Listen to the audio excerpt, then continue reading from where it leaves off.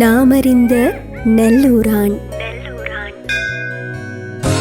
1960 கால பகுதியில் நல்லூர் ஆலய வழிபாட்டுக்கு என வருவோரின் வரவும் பல்லாயிரங்களை தாண்டியதால் வசந்த மண்டப பூஜை பார்க்கும் மக்களுக்கு வசதி குறைவாகவே சென்று கொண்டிருந்தது.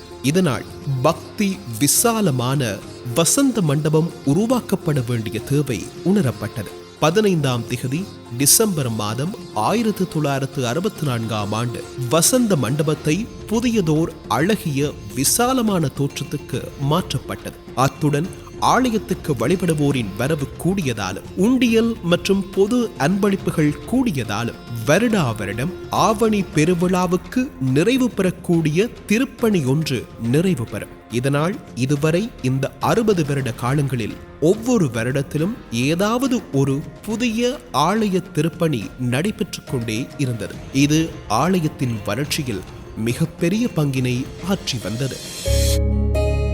நாமறிந்த நல்லூரான்.